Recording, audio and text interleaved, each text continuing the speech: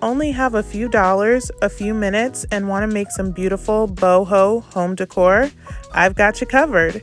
And as always, DIY treats. Welcome to my channel, Craft, Eat, Repeat.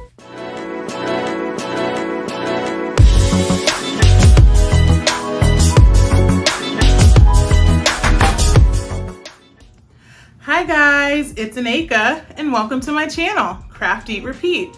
So I am back from vacation, totally refreshed. I'm just so happy to have gotten a chance to get away, even if it looked completely different than it normally would. We just kind of sat around, went for walks, stayed safe, wore our masks, all of that, but just having a change of pace was beautiful. So I hope that sometime this week you guys take a minute to slow down and just kind of like enjoy life. It looks a lot different right now, but it's still good. But when I got back, I didn't have much time, and so I wanted to put together some quick and easy crafts that you can do in just a few minutes. Now, waiting for paint dry does take a while, but as far as putting these things together, it came together so quickly, and you guys know I love that boho vibe every now and again. So I put together some quick and easy boho DIYs, and I really hope you enjoy them. If you're new here, welcome. Thank you so much for stopping by. If you like what you see, hit that subscribe button. Everyone, hit that notification bell so you'll be ready when my next video comes out. And when the video is over, head down to the comments and let me know which DIY was your favorite, or just say hi, or tell me what you've been doing to just savor the moments, slow down, and just enjoy life this summer going into fall. What's been making you happy? Okay guys, it's time to craft. Now this first craft is probably one of the quickest and easiest of the bunch. I got this mug from Dollar Tree along with this pack of stickers. I thought I could make a gorgeous boho vibe with this pattern, so I wanted to see how I could use it to make a little planter. I got out this rubber band and I'm just going to put it along the top, and then I'm just going to peel off the pieces of sticker, and these are great because they actually come off in complete pieces. So instead of having to measure out the stickers and try to make them all even, they come off as one piece. Now I'm using this rubber band to make sure that they're all the same distance from the top. Once I had my initial set of stickers all the way around the top, I cut out this middle starburst right here, and I actually wanted to only use half of it. Now this is the same, it's all one sticker. When you peel it off, they come off in that same shape. So I'm gonna peel off the little one in the middle, and then I'm going to cut it right down the center. I'm going to put the one back in the middle after I stick it onto my mug, but I just couldn't cut through the middle with that one on there. Next, I'm going to go to one side of my mug, and I'm going to peel off the backing of this half starburst pattern, and I'm going to place it right on the bottom of my mug. Now what I love about this is you could really put these in any order that you want. You could put it on the front, you could put it on the side. You don't have to do the pattern that I'm doing at all. You can really make this your own. After I stuck the half starburst on there, I'm just going to go along and fill in any gaps that I see, and then I'm going to take the other half and put it on the other side of the mug.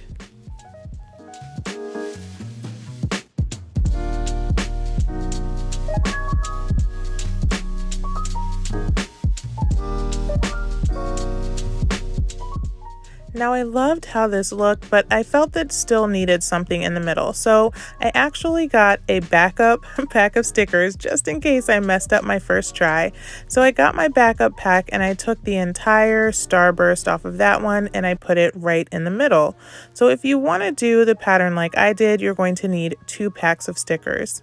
I realized I had an extra one on there that didn't need to be there, so I popped that one right off.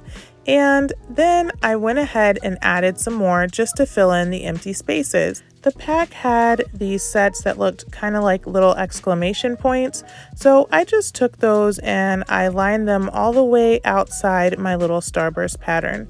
I did this to both sides, and I think it filled up the space rather nicely on the side of my mug.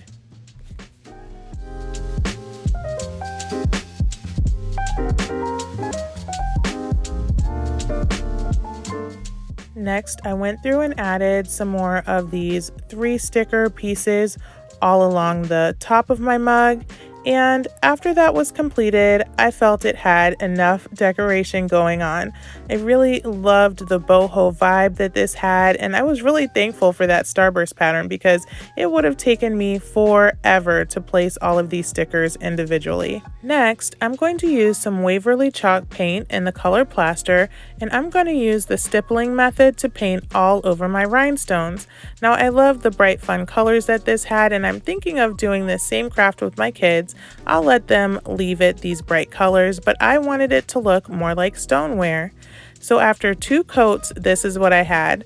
I had to go through and fill in some spaces, and I did make sure to go over the top a little bit so that you really wouldn't be able to see if you were looking from the side. Next, I'm coming along with some brown, and I'm just going to stipple all around the top.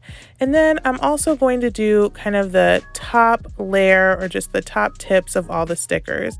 I think adding the darker color really added to the depth of the stickers, and I love the boho vibe that this came out with. I mean, for $2 and probably about 15 minutes, this is just a gorgeous DIY.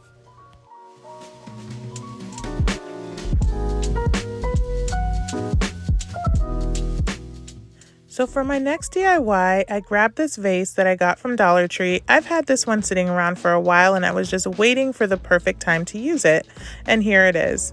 I'm going to use that same stippling method, and I'm going to use my plaster colored chalk paint, and I'm just going to paint all over the top. I left the bottom empty because I knew I was going to cover it up. Next, I found these little bags at the Dollar Tree. I loved the burlap look and the pattern on them. I decided to use this one with a teal pattern in order to do this DIY.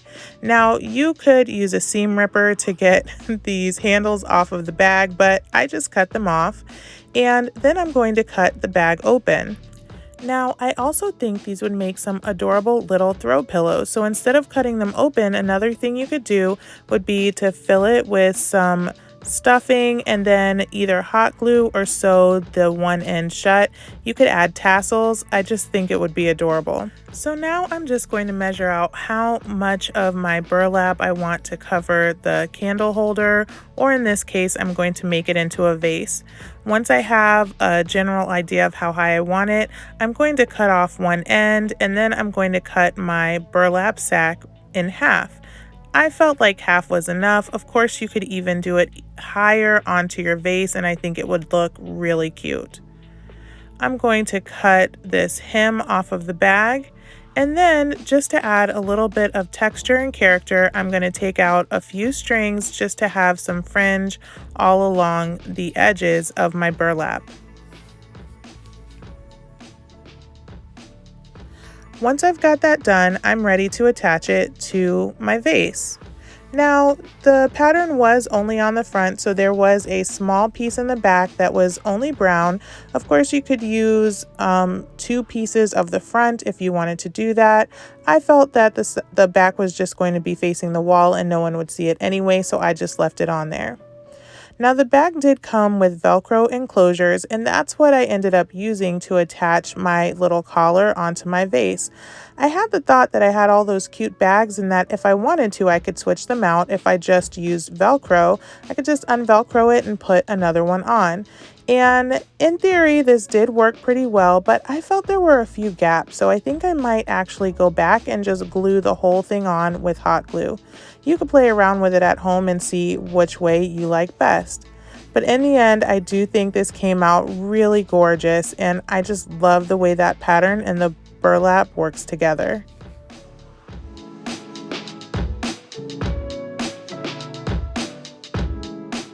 So continuing with the quick and easy boho theme, I'm going to go ahead and use these little glass canisters that I got from Dollar Tree, and I'm going to paint them a variety of colors to make some more little planters. I just can't get enough planters around my house. I absolutely love them. Now, I used the plaster again, and then I did a darker brown, and I did try this hazelnut paint, which you saw when I originally showed the colors, but when I painted the canister, it just looked like a jar of peanut butter to me, and I wasn't feeling it. So I actually ended up switching that out to green.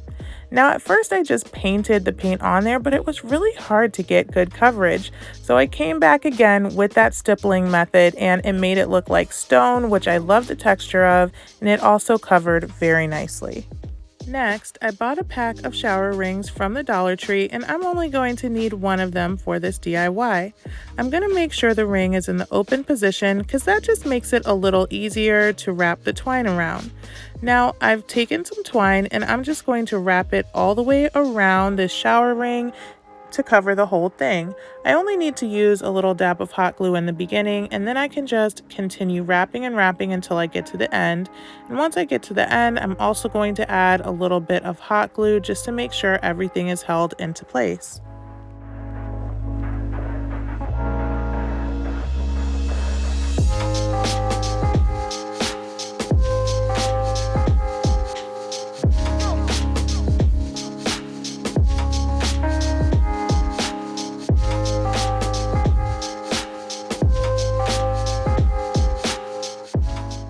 Now this is a completely optional step, but I thought it would be cute to add some little tassels, and tassels only take a minute or two to make, so they fit right into the quick and easy theme that I was going for with these DIYs.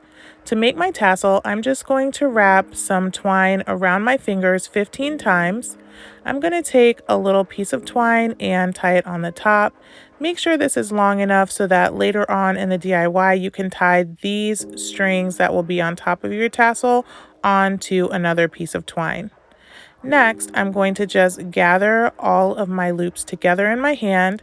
I'm going to take another piece of string, and what I need to do to make sure that this looks the best is I'm going to go ahead and make a little loop, and then I'm going to wrap my twine around that loop multiple times.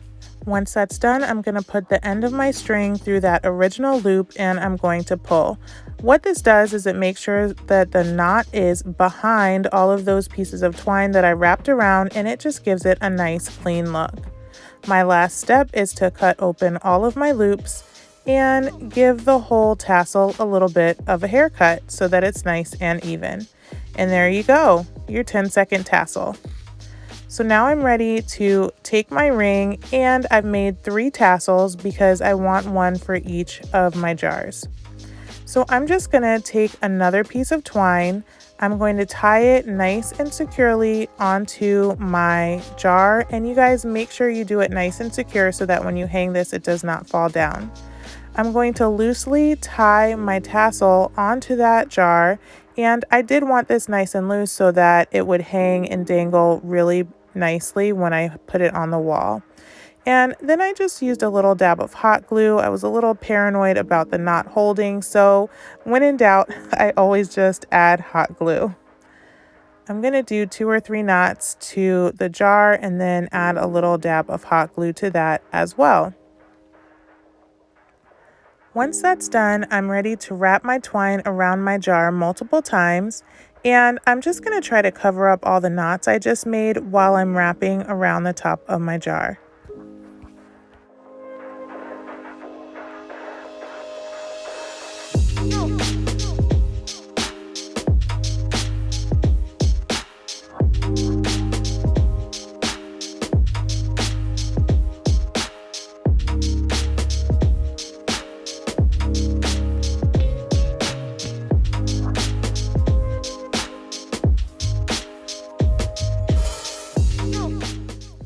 Once I've gotten around as many times as I want, I'm just going to go ahead and tie that off. Once again, making sure that it's tight enough that it does not slip off the top of my jar when I hang it. And then I'm going to take the other end and I'm going to go ahead and tie that onto my shower curtain ring that I have covered with twine. Now, when I was doing this, I did lay everything out on the table so that I could see how low it would hang in relation to the other jars. I did the same process with all 3 jars, and I picked it up a few times just to make sure it hung the way I wanted to. Now, when I was done and I had all 3 on there, I didn't like the way it kind of looked unfinished at the top. So I just took one more piece of twine and I wrapped it around the top a few times just to gather those 3 strings together and to give it a little more of a finished look. Now you guys know how much I love twine, so this was one of my favorite DIYs that I've done lately. I love that I can switch out the flowers. I could really easily switch out the jars as well.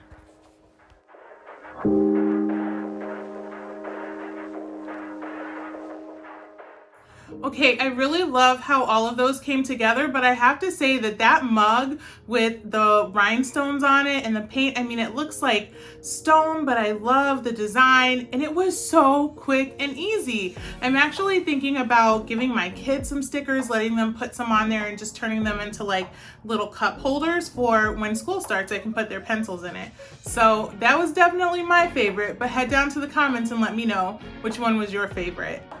So for today's treat, I have a little bit of a Pinterest experiment.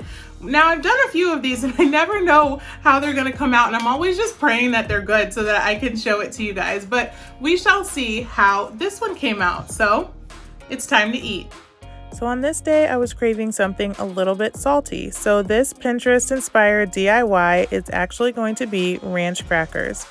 All I need is some melted butter, a packet of ranch seasoning mix, and I'm only making half of a recipe, so I'm only going to use half of the bag of ranch. I'm going to go ahead and combine that together. I made sure that all the lumps came out, and then I'm going to add some rich crackers into my butter and seasoning mix. Make sure that you mix this really well and get a nice even distribution. Otherwise, you'll have some crackers that are super ranchy and some with not much flavor at all. Now, once everything was combined, I needed to add some Parmesan cheese. Now, the recipe did have a suggestion for how much cheese to add, but I just dumped it in because one of my mottos in life is you can never have too much cheese. Okay, well, that's not my motto, but it's a definite truth that lasts throughout all generations. After that's done, you're just going to put it on some parchment paper, pop it in the oven, and when it comes out, you have these ranchy little crackers of goodness. Now, I loved this recipe. My kids did not like it at all, and my husband was indifferent. So, was it a Pinterest fail? I don't think so, but if you like ranch, you should definitely try it. Thank you so much for watching this video. I hope you enjoyed it. Don't forget to head down to the comments and let me know which DIY was your favorite. Give this video a thumbs up and subscribe if you haven't already. And I'll see you next time when we repeat it all again.